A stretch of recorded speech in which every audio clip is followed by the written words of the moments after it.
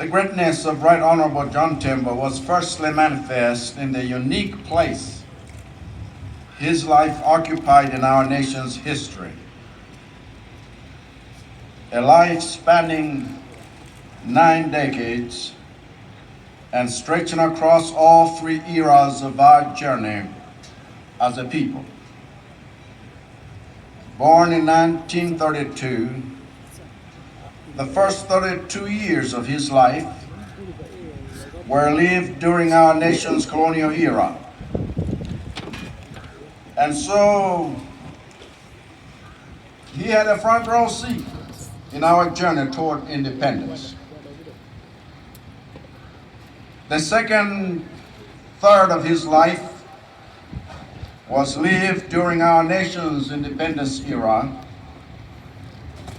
And so he had a front row seat in our journey toward self-determination. And the final third of his life was lived during our nation's democratic era.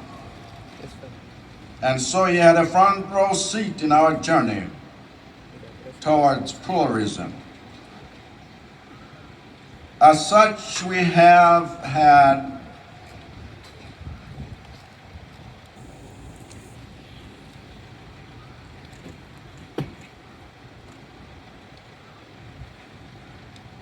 the distinguished honor at the end of the day of having someone in our midst who was a great national institution by any stretch of the imagination, a man whose very life will forever be a library and an archive of our nation's history. Secondly, the greatness of Right Honorable John Tembo was manifest in the active and substantial contributions he made to the shape and form of our national journey in all 3 eras of our history. He was not an idle bystander or passive noisemaker, but an active participant in the work of laying the foundation of our independence during the colonial era, the work of laying the foundation of our development during the one-party era, and the work of laying the foundation of our democracy during the multi-party era. In a word, all 3 eras of Malawi's history, Right Honorable John Tembo proved himself to be a statesman, showing his prowess and dexterity in public service, both as head of multiple public institutions and ministries across multiple sectors, and as the longest-serving legislator in our nation's history. Thirdly, the greatness of Right Honorable John Tembo was manifest in his political ingenuity and leadership. His ability to navigate the changing waters and terrain of Malawi's political transitions was simply incomparable. As you all know, the common practice and widely accepted formula for political relevance in Malawi is to go from party to party depending on who is in power, which is fine because of the freedom of association that is enshrined in our Constitution. However, in a sea of changing uniforms and teams, Right Honorable John Tembo stands out for his incomparable accomplishment of managing to successfully navigate the complex political chessboard of Malawi in all 3 eras without ever compromising on his political allegiance to the Malawi Congress Party.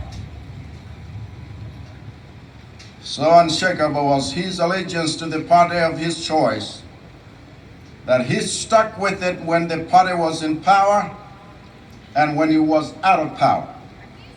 He stuck with it when it was united and when it was divided. He stuck with it when he was a junior party officer and when he was a senior officer. He stuck with it when he was its president and when he was no longer its president. He stuck with it when it was denied electoral victory and when it secured electoral victory.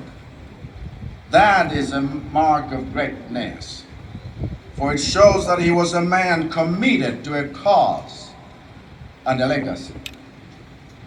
And fourthly, the greatness of Right Honorable John Tembo was manifest in his personal relationships, his commitment to his family, his children, his friends, his allies, and his followers. There was no one John Tembo did not treat with respect and dignity and civility. There was no one John Tembo did not approach with humility and a teachable spirit. There was no one John Tembo did not welcome with gratitude and generosity. To all around him, he was both a teacher and a student, both a father and a son, both a leader and a follower. He carried himself with dignity and poise, with elegance and eloquence, and because he lived well with all and sundry, the number of people in this country that held his life dear and mourned his departures too many to count. But I think it is safe to say that Right Honorable John Tembo has left behind a nation of grateful hearts for his selfless service to this country.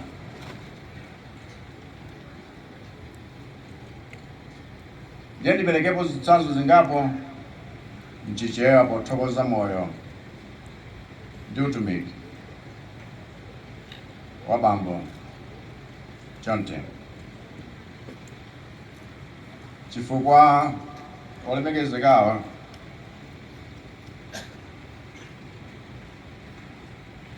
muzaka zawo zoposa 90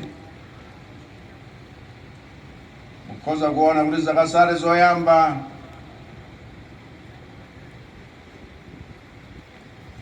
zidali mulamulo wa atsamunda, zake zinazo tili mulamuliro wodzilamulira tokha pansi pa president wathu woyamba ngwazi todayitika mzipanda. Zaka zake zomalizazi titabwera boma la matipati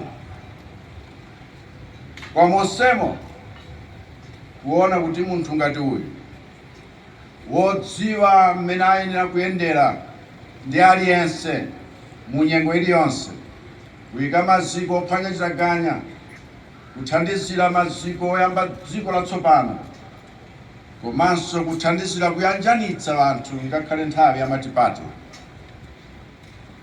Mbiri ya mtundu umeneyo kuti wina akhoza kuyiposa zitenga nthawi. Kwa monsemo kuona kuti ngati panali munthu wodzipereka, munthu wogwira ntchito, munthu wachangu, munthu woonetsetsa kuti ngakhale zimene ngwazi akufuna zithekedi dziko nkumayenda, adali wolemekezeka bambo John Tembo.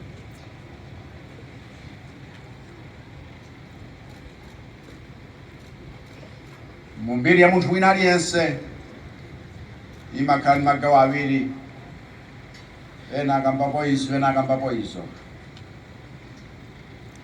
Koma na munthu wodzipereka pa ntchito, wothandiza kuti wena apeze bwino, munthu wofuna kuti pakhale maziko akuti dziko likhozadi kuyenda mchitukuko chakuti aliyense akupindula nanu, ana John Tembo. Kuti tiwadziwe chifukwa zinazo timangomva.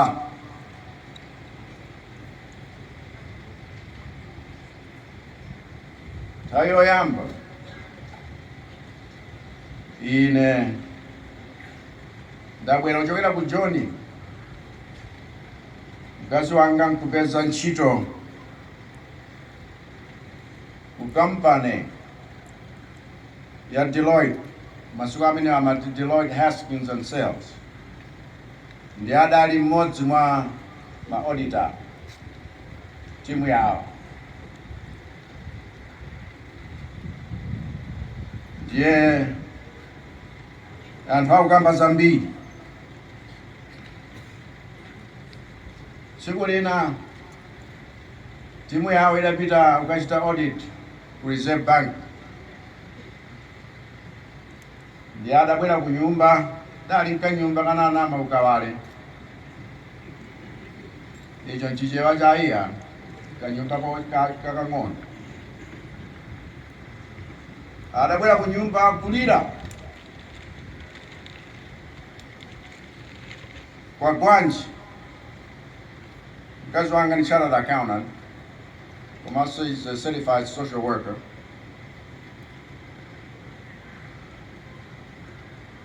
Ndiye ni munthuso wolimba mtima mtundu wonse. Ndikakhala ngati ndayimirira bwinobwino nchifukwa choti wanichirikiza mtundu wonse. Ndiye kwa Gwanji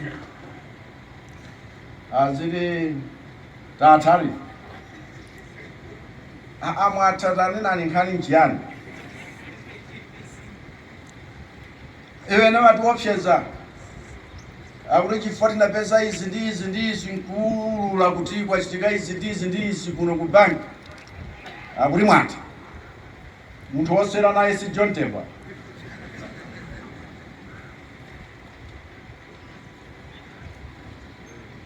Ndiye khaleni akuti zinthu zijanza bwinobwino khanija kuwafotokozera akuti anthu nimafuna ntchito ndi wotere womalongosola zinthu kuti zikhale bwino. Ena amene amachita mantha kuti tatha kuona kuti sadathe lero ndo yali apa. Ndikuti mulini nkhani zanu koma tikungokamba nkhani yakuti mukachita bwino, mukatsatira malangizo a ntchito bwino, mukachita zinthu zimene zili zoyenerera, palibe chifukwa choti muchite mantha. Chifukwa anthu amene amafuna kuti zinthu ziyende bwino adalipo akhoza kuvomerezana nanu. Mmodzi wa iwo ndi amene lero tili kondwera ni moyo wawo.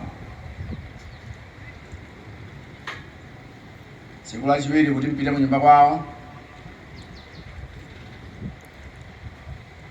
ndidapita ndi mlaliki wina wamtali kwambiri wa ku America otchedwa Dan Shepherd.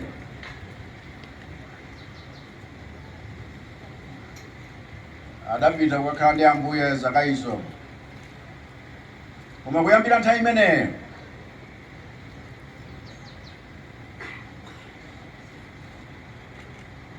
padali ubwezi wa padera kotero kuti zijanena akule sutu kumakamba za Mai Ruth ndi banja la Shefa adasanduka ketekete.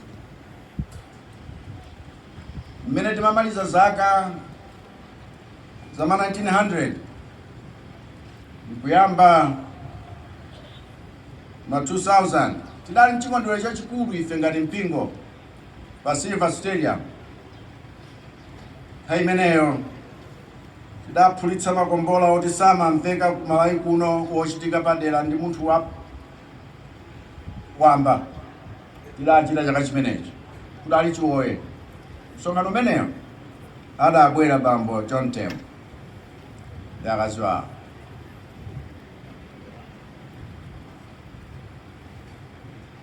Fast forward,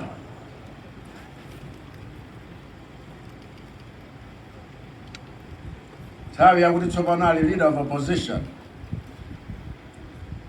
Ndiye a President Joyce Banda ananena kuti kudali nkhani yokondweretsa, nthawi yosangalatsa, osati nthawi ya mavuto, medali nthawi yosangalatsa ya ma-challenge wake makaindi.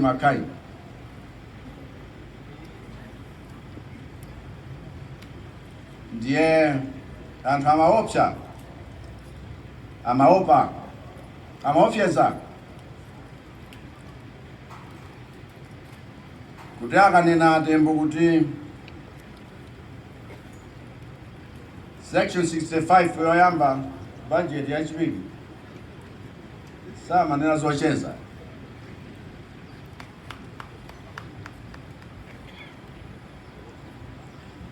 ndiye zidafika zoti sinthu siziyenda mpang'ono pomwe. A Public Affairs Committee nthawi imeneyo ikuona kuti mpofunika tiyanjanitse anthu andalewa ayike Malawi patsogolo kusiyana ndi zina zimene zikhoza kukhala zokhumba zawo. Kudalinso mavuto wena nthawi imeneyo pakati pa UDF ndi DPP itangoyamba kumene.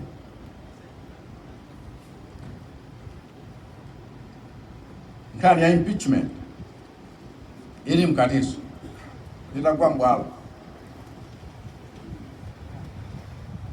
Ya Public Affairs nkunena kuti iwe Chakwera ndi abusa Chingota tayendani tasonkhanitsana anthu atakhala ngati mkhalapakati mwayanjanitse ndiyayamba shallow diplomacy yotupita kwa uyu pite kwa uyu imene ndaphunziriranso kuti Malemu Mpingu wa Mtharika anali president woti mukhoza kuchita engage intellectually pa level yakuti mukhoza makambankhani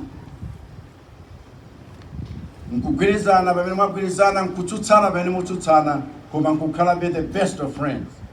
Lero nakambapo pakulu.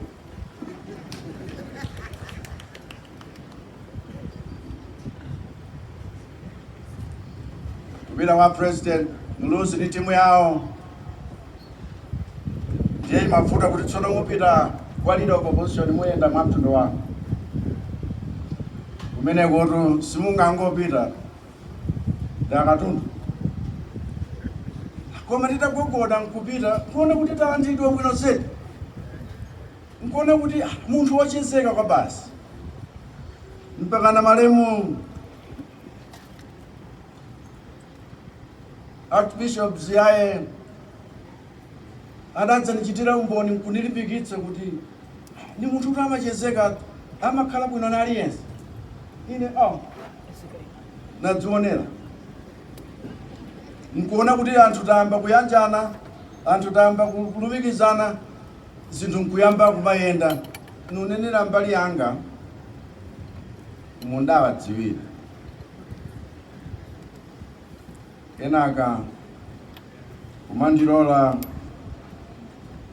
tipemphere ndezidali ngati chizolowezi mpakana John Jr. anadzanena the last time I met with him pomaliza adanena kuti tipemphere. Ndapemphera limodzi nthawi yonse tikakumana bwanji tipemphere. Anabwera ku Kamuzu Palace ndili president ayi musabwere kuno ndibwera kwa inu akuti ayi ine ndimafuna kupereka ulemu kwa president wa dziko. Ndibwera ndine munthu wodzichepetsa, munthu wakuti ineyo ndine mwana wawo, koma anandipatsa ulemu wonse. Ayi yonse tikapita ku nyumba kucheza atipatse malangizo, atiunikire, atifunse zinthu zingapo. Nthawi zina ndiwafunse ndine, koma nthawi zonse munthu ndi mzake. Nkadakamba zambiri popeza nthawi yatha kale, koma chinthu ichi nchidziwa ine